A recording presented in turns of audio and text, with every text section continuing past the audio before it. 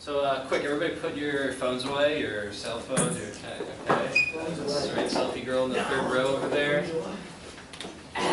This is a classroom. There's no room for electronics. Doesn't matter that it's $1 trillion industry. Doesn't matter that almost every one of you works at a field that uses it. Or no room for it in the classroom. And ironically enough, actually that sounds ridiculous because it is ridiculous. But when I Googled this image here, all I typed in was like, no phones in the classroom. And more hits came up for something like this that people had made than documents regarding the National Climate Assessment that was just released 2 weeks ago. So it's ridiculous that this is the most incredible invention in the history of our planet. And the first thing we ask kids to do when they walk into the classroom is to put it away. Our first instinct is to say, get rid of them.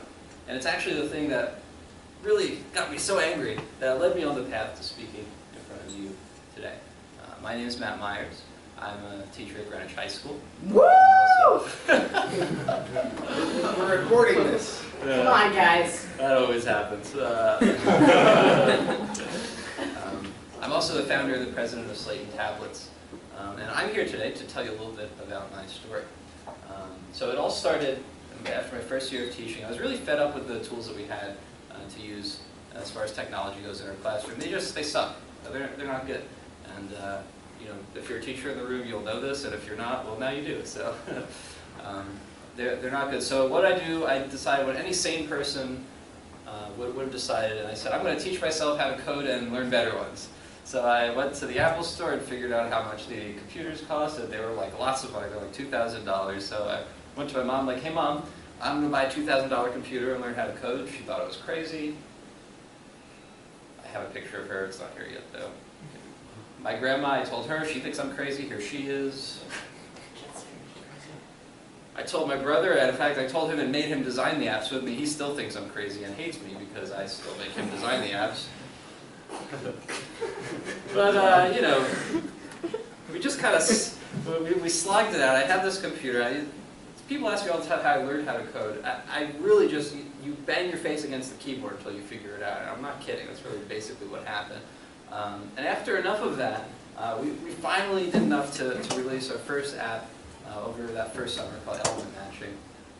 We were really happy with it. It launched on the App Store in 2011, got featured, you know, about 40,000 downloads in a few weeks. We were really excited. It was like a huge success because we were complete amateurs, and of course, I was there like jumping for joy. My brother was like, that just happens all the time. But after that, we thought that we could do something a little bit better than that. So what we decided to do is work on 2 additional apps. And we came up with the idea for the next 2. One called Atom Builder, one called Clean Slate Hamlet. And these were a new design challenge for us because, you know, element matching, not too many graphics, things like that. These 2 were a lot more complicated to build. We had to, you know, come up with graphics, especially for Hamlet, which is basically like a companion study guide for play Hamlet. We actually had a student do the graphics, which was a really cool experience. But you know, all in all, it wasn't too bad. We worked on it pretty fluidly throughout the year. I managed to get nominated for this contest over that period of the year. It was the Great American Teach-Off from Good Magazine. It was like a, you know, 5-round, who's the most innovative teacher thing. I got knocked out in the first round. Guess I suck. But it was fun and a great experience. And actually, the press from that competition, there was an article in the paper, and it led me to meet somebody who's very important in the life of our new company, Slate and Tablets, John Raffaelli, who is now our CEO. So, you know, that's kind of how it works. See, one thing leads to another, door opens, you walk through it, and there's other doors, and it kind of happens. So we launched those 2 the year after. We launched Hamlet and Atom Builder the year after, which was a, you know, great experience, good launch. We used them in the class. That brought a few tears to my eye, things like that. But you know, when you work on something really hard and it's decently successful, you get happy. We had 2 years under our belt. We were ready to move on to something bigger and better, and that's where the idea for Planner came along. Planner was, looking back on it, I am wildly idiotic for even suggesting that we build this thing. But, you know, part of what happens when you have no idea what you're doing is you really have no idea what you can't do. So, you know, we came up with this idea for something that would replace everybody's paper planner. As far as like selling it to ourselves that this was a good idea to build, it's a no-brainer. Like, there's so much paper used every year. Schools spend like 10 grand a year.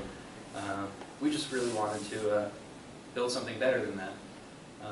And this was definitely the most intense design and development challenge I've ever undertaken.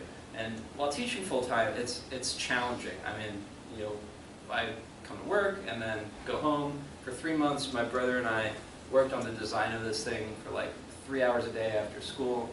And that was after his job too, so like we'd be on the phone from like 7 to 10 o'clock for 3 hours a day, screen sharing. And if you listen to us, we're basically like screaming at each other. I mean, that should go there, that red is not red enough, that orange is not green enough. I mean, it sounds ridiculous, but that's kind of how it gets done. I only learned to appreciate that when you work with someone close enough, that's actually a good thing. But anyway.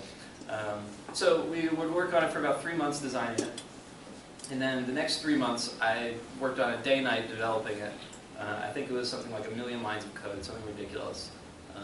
But we did it, and it was actually done by early spring. I was able to test it a little bit. We launched in the fall of 2013, and I remember this one story that happened the second day of school in that fall. So I'm sitting here and my new freshmen come into class, and one of them comes in and they're like, "Hey, do you know how to log into the high school planner app?"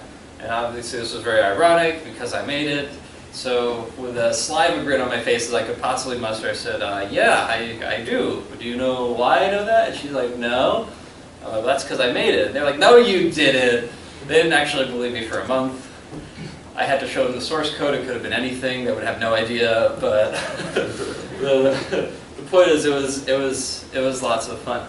Now, after this came out, things really started picking up for Slate and tablets, and it was kind of like a huge culture shock. I mean, John, the person I've been in touch with from 2 years ago, we started talking again.